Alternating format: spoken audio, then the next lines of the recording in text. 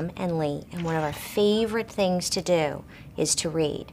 So it is going to be my pleasure to read to you today this book, My Rotten Red-Headed Older Brother by Patricia Polacco.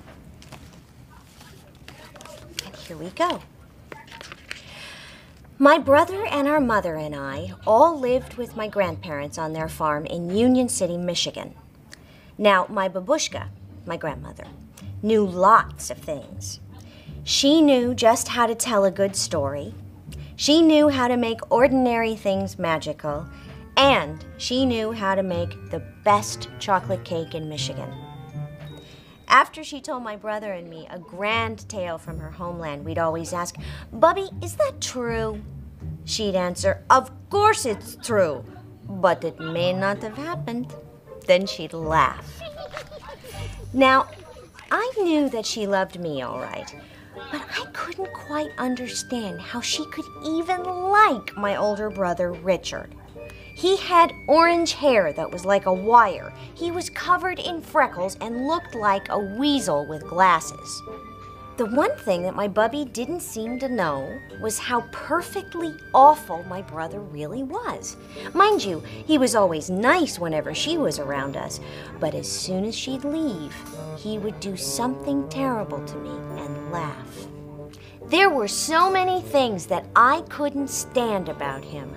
The worst was that he was always telling me he could do just about everything better than I. "Bet I can pick more blackberries than you can," he jeered at me one day. "No, you can't." "Can't so." "Cannot." "Can," he whispered. "Not," I said louder. "Can," he whispered so low that I could hardly hear him. "Not," I screamed back. We both picked berries for most of the afternoon. Well, he upped and did it. He not only picked more berries than I, he set a record that wasn't even challenged for the next 10 years. "You make me sick, Richard Barber," I yelled at him. Then he smiled that smile that only a rotten red-headed older brother could smile. I guess I would have to face it. He could run the fastest, climb the highest, throw the farthest, sit the longest, get the dirtiest, burp the loudest, and spit the farthest. He had no equal, certainly not me. "And I'm 4 years older than you. Always have been, and always will be," he sneered. There had to be something I could do that he couldn't. Then, an inspired thought comforted me like a fresh breeze on a hot summer day. "Oh, Richie," I cooed as I stood next to the rhubarb bushes. "Do you like rhubarb?" "No," he said. "It's the sourest stuff on this planet." Now I knew, at long last, that I had him. "Bet I can eat more of this raw rhubarb than you can without getting the puckers," I challenged. "I don't think so." "I do." "I don't," he said, narrowing his eyes. "I do," I insisted. "Don't," he hissed, looking smug. "Do," I said furiously as I grabbed the first stalk and started chewing it almost down to the leaf. When I couldn't get one more sour bite into my mouth, he was still eating with relish. I thought you said you don't like rhubarb," I said through pursed lips. "I don't like it. I love it," he announced as he popped the last stalk into his mouth.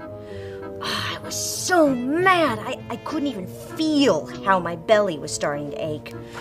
"I can't stand you, Richard Barber. I double dog can't stand you," I screamed as I went into the house to be consoled by my grandmother. "Yeah? And I'm 4 years older than you, too, you little twerp. Always have been, and always will be," he called after me. Then he laughed that rotten red-headed older brother laugh. That night at dinner, I could hardly eat. "Have you been eating angry apples again, child?" Bubby asked as she sliced me a huge wedge of rhubarb pie. "I baked your favorite." Richard gave me one of his extra rotten, weasel-eyed, greeny-toothed grins. At bedtime, my bubby came and sat on the edge of my bed like she did every night. "Look, a falling star," she said. We watched it streak across the sky. Then she spit twice between her fingers and gave her chest a loud slap. "Why did you do that, Bubby?" I asked. "I was making a wish. Didn't you know that wishes on falling stars come true?" At last, I knew how I was going to get back at my brother. For the longest time, I watched the dark sky until I saw a star shoot across the night. Then I spit between my two fingers and slapped my chest. It was done. My wish was to do something, anything, better than my brother. I'd show him. The next morning, all I could think about was my wish. I was thinking about it so hard I almost didn't notice the wagons and trucks pulling into the field down the road near Four Corners. "A traveling carnival," my brother shouted as he ran toward me. "They're setting up right here in our field." "Bet I can eat more hot dogs than you can," he teased.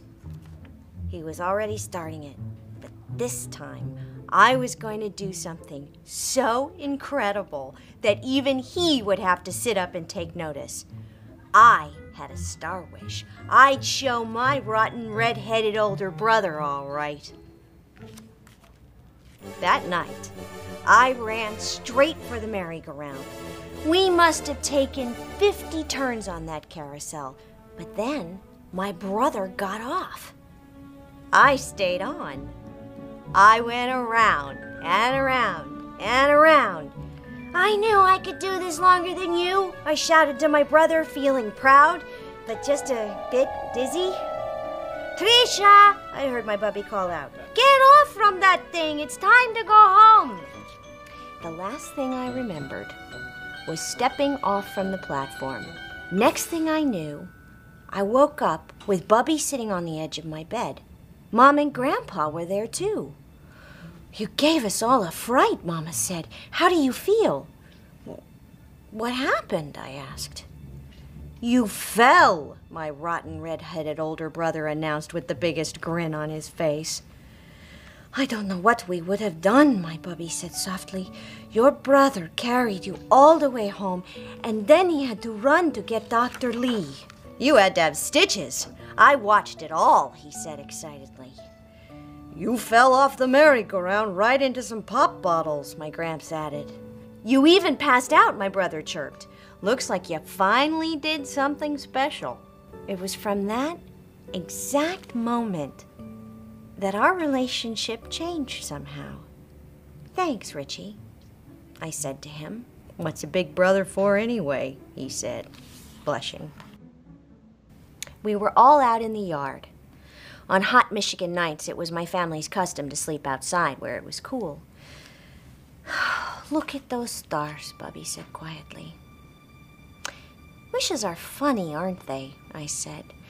"Sometimes they come true differently than you think they will." "Oh, that's why you have to be very careful what you wish for. It just may come true," Bubby said. Then she squeezed both of our hands. "Hang on to the grass," she whispered. "Why, Bub?" my brother asked. "Because if we don't, we might float up to the stars." Then she leaned over and kissed us both 3 times. "I kiss your eyes, and I hold both of your hearts in my good keeping. And this night, I thank God that I walked this earth with both of you. Amen." Then we all just lay in our blankets in the gentle summer night. "I'll always be 4 years older than you, though," my brother whispered softly. Then he smiled.